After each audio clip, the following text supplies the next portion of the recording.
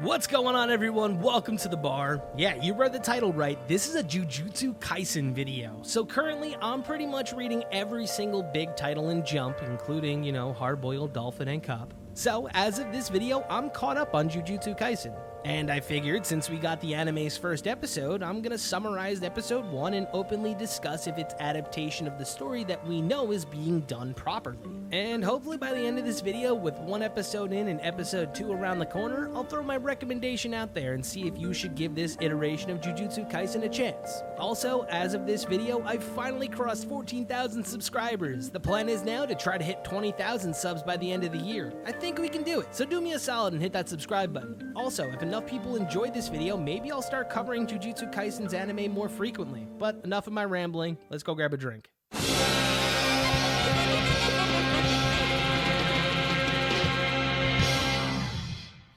Okay, so episode 1 of Jujutsu Kaisen. I really can't show the episode here, I know. I guess I'll just have to rely on screenshots though, so just bear with me. So if you're just watching this because it's Dan making a video and you've never heard of Jujutsu Kaisen, it's pretty simple to summarize the first episode, to be honest. So first of all, Jujutsu Kaisen's protagonist is Yuji Itadori. He's a teen with ridiculous strength who's being sought after by every single athletic club to join their teams. Yuji, being the carefree, lackadaisical person, joins the occult club, where it gives Yuji the free time to pretty much do whatever he wants. But since starting school, he's become rather attached to the people that are in said club. And while he's attending school one day, another teen going by Megumi is also looking for something called a cursed item, one of Ryomen Sukuna's fingers, which earlier in the day was found by Yuji and given to the occult club.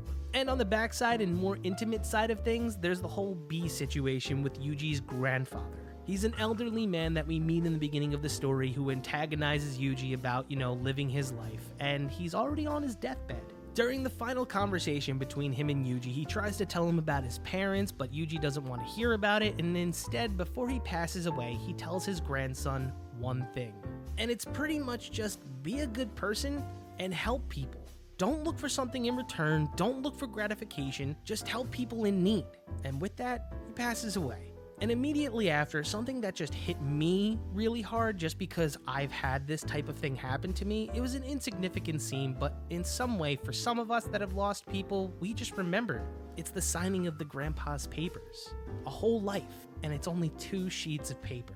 Anyone who's had to do that remembers every stroke of the pen, but before Yuji can even grieve, Megumi appears looking for the artifact. Yuji questions Megumi because, like a good friend, he doesn't want to give some random dude something from his friends. Megumi then lets him in on the big spiel that pretty much they have to go right now or his friends are bound to die. Knowing that, the two rush off to the school, and when they reach the school, they're already too late. Yuji's clubmates have peeled off the seal with ease because it's too old, and it causes the school to begin overflowing with curses. With that being said, Megumi and Yuji stand outside the school, and he tells Yuji to stay out of this situation because he doesn't want him to risk his own life, so Megumi goes inside to deal with the threats on his own. He enters the building to see the students already being devoured by the curses. Megumi then reveals the curses that he uses, black and white wolves, the demon dogs. Unfortunately, he can't utilize his moves without possibly hurting the students, and in the midst of his decisions, Yuji appears through the window. He kicks the friggin' window and kicks the curse in the face, saving his friends. Then we get this awesome scene where Megumi kills the curse and his wolves begin devouring the curse like crazy. Like, I don't want to say in the manga the wolves didn't really have much personality, but when you animate a character, you're able to give it so much more life, and the first appearance of Megumi's demon dogs did not let us down. Though after the situation blows over and they save the students, Yuji and Megumi discuss the finger of Sukuna. Suddenly, another curse drops through the ceiling, and this causes Megumi to push Yuji out of harm's way, and in the process, he gets grabbed by the curse. Megumi then attempts to summon a more powerful shadow curse called Nue, but his attempt is thwarted by him being tossed from the building. Yuji then intervenes once again and saves Megumi from being killed, and in the process finds himself bound to the creature with the finger of Ryomen Sukuna hanging from his mouth. He remembers a prior conversation with Megumi that in order to defeat a curse, you need cursed powers. So he realizes, well, if he needs cursed power, he can just eat the finger, right? So he does that. He eats the finger of Sukuna, and he gets the power to destroy the curse. The problem is, Yuji's body is perfect for being the host of Sukuna. And as Yuji begins to descend down and another eye opens up on his cheek, Megumi starts shitting his pants, realizing that Sukuna has returned. And before the villain can relish in returning, Yuji grabs his face, asking the curse, "Dude, what are you doing?" When Sukuna replies, "What are you doing?" and Yuji replies with just the blankest statement, "Bro, it's my body." Honestly, one of the greatest moments in this anime is this moment right here. But their argument is pretty much cut off by Megumi saying that since Yuji has become a curse, he has to be eliminated. And that's how the first episode ends. I'm not going to sugarcoat it in my review and drag this out. This is a very good adaptation of Chapter 1, and it's really setting the tone for pacing. I know that there was some apprehension that the director from Jujutsu Kaisen also directed The God of High School, which, you know, is under strong criticism for adapting over 100 chapters in like 12 episodes. But there were some of us that were like, oh man, is this going to be a fast-paced version of Jujutsu Kaisen, and in 24 episodes we're going to get all caught up? But we got the complete opposite. This was a very thorough episode, and it was just Chapter 1 for the most part. Chapter 1 is only a taste, and I've been told by a very good friend of mine, Vocal Pineapple, that the one thing about this adaptation that it has over most adaptations is that this one is 100% hand-drawn. Meaning, this whole anime is a labor of love.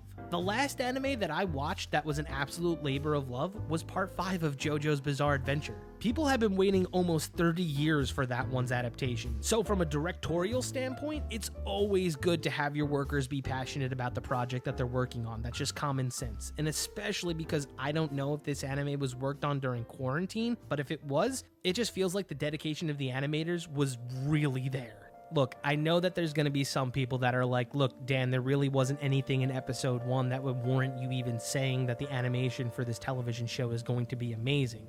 But like this show, Demon Slayer didn't have to show its animating chops in the first episode to draw you in, and that's something that Jujutsu Kaisen did. And when we start seeing Yuji and in general more of the supporting cast actually do their thing, you're going to be addicted to this television show. So yeah, that pretty much sums it up. I feel like I can comfortably say that you can have high expectations for this anime, narrative-wise and in animation. Look, in Season 1 alone, the content that you're about to see could possibly push the bounds of animation and raise the bar even higher. Like, if you rewatch the first episode, you'll catch super small aesthetics, like Yuji's hood responding to gravity. Also, with 24 episodes, we're looking at a lot of content being adapted for this anime. A 24-episode season is pretty much admitting that you're going to adapt a good chunk of this manga. So I wouldn't be surprised if there's a substantial gap in between Season 1 and Season 2. I don't know. So, the moment that you've all been waiting for, I do absolutely give Jujutsu Kaisen the bar recommendation. You should be watching Jujutsu Kaisen weekly, even if you're a manga only. This anime has a killer opening and ending, and the OST is sounding original as fuck. It always kind of amazes me how people are so in tune musically that they have this ability to adapt the feeling of a television show through music. But I'm already buckled in, and I hope you strap in alongside me because I have a feeling Jujutsu Kaisen is here to stay. Look, all in all, I just feel like I finally have that anime that gives me the feeling that Bleach gave me all those years ago. And now that Bleach is coming back, I don't have to watch that piece of shit ending, and I can just continue watching Jujutsu Kaisen instead. Do not get me started on the ending of Bleach. I loved the last arc. I absolutely despised the ending of Bleach. So just don't even get me started. But that's gonna do it for today's video. Thanks for stopping by the bar and shooting the shit with me, and be sure to tip the waitstaff. I'm out of here. Peace.